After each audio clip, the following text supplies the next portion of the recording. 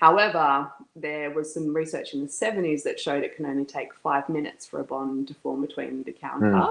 If we are to accept that there are other sentient beings, that they experience the same things that we do. So at Happy Cow Milk, we believe in keeping all cows with their mothers. We believe it's the right way to go, but it's not that simple. You have to plan it and you have to do it properly, because if you do it badly, it can actually be worse than the other way around. And that's what we spoke to Sarah Bolton about this week. Was around whether or not we were really motivated to change in this space. And if the motivation is purely coming from an economic side of things, then the reality is that consistent motivation year on year is just not there for us, because there's not the dollars and cents draw card to change the way that we're managing these calves. And that's essentially why we manage them the way that we do, because it's the path of least economic resistance. Well, I think within the industry we tend to, and within any particular sector, I think if you're ingrained into a certain way of thinking about something, it can be really difficult to sort of step outside that and think about it with different ways. Across the global dairy industry, we have had decades of really quite robust science that has presented very, very clear arguments for removing the dairy calf. And so one of the big things that the dairy industry started pushing to farmers many decades ago is that, removing the calf from the cow in order to feed them a known amount of colostrum is really important. So sorry to interrupt. So that's research to say that a calf doesn't drink enough milk from its mother, basically. Yeah, so we know that actually about 40% of dairy calves, if they're left with the cow, won't voluntarily drink enough colostrum.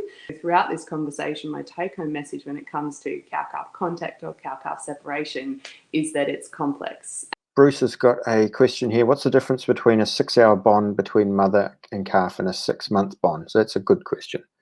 Is that because we know it is more stressful for the animal to be separated later in life than what it is in the first 24 hours. So to answer that question specifically, the cow and calf will be less stressed if you separate them when the calf has only been born 6 hours ago compared to 6 months ago.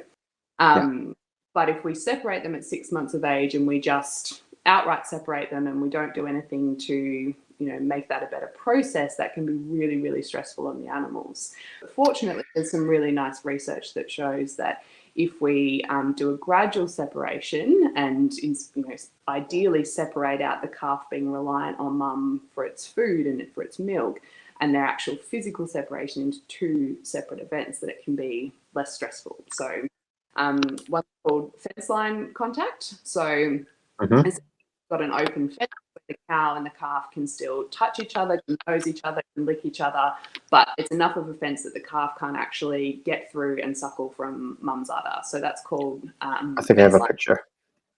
Yeah, there you go. Up to suckle like that. So that calf can't actually get that cow's teat in its mouth. But if you put down, he can eat grass, he can eat grain, and he can drink water without a problem. So this little guy can out with his mum, do everything else in the world that he would normally do. He just can't get that teat in his mouth, and so he can't have the milk feed anymore. Here he's back. How long would a calf suckle for? If we just left it there. About that sort of 6 to 10 month mark is when they start to sort of, start reducing that cow-calf bond in a wild or natural situation. Realistically, I've seen adult cows in the herd try and suckle from other cows, kind of thing. So there's going to be a lot of variability. Yeah. So pretty much it's about just letting them have the choice to do what they want to do. That the calves would actually join together and they would take off during the day, because we only had 2 wire fences, so the calves could pretty much go wherever they wanted, and they would sort of return back around 3 o'clock and start suckling again. And whether or not it's stressful and whether or not it's detrimental is becoming a more and more complex field of science. So once upon a time, when we looked at what a particular experience for an animal was stressful, particularly dairy cows, we would look at things like cortisol levels, which is a stress hormone. Really wonderful work happening, particularly in the Northern Hemisphere, that's looking more and more at sort of complex effects of negative experiences on animals and how it might influence their ability to, for example, adapt to new environments, or whether or not they have a naturally pessimistic view of the world. And so we're starting to actually scratch the surface of some really interesting stuff. Do you think that the cow and calf bond is the same as a human mother and baby bond? Yeah, so the whole argument around anthropomorphization is very controversial. If we are to accept that there are other sentient beings, that they experience the same things that we do. But the take-home message in the cow-calf contact space for me has always been, if every dairy farm, that's out there operating as it does, left calves in the paddocks with cows tomorrow, it could be a welfare disaster for those animals because of the way the system is run. But if we redesign systems and change them up a bit, as Chris was sort of speaking to, we can definitely make it work. Question about why we've got 500 cows and calves all in one paddock and what a nightmare it is to deal with. And I suppose, No. Yeah, what's your opinion? Yeah, but that's not what happens.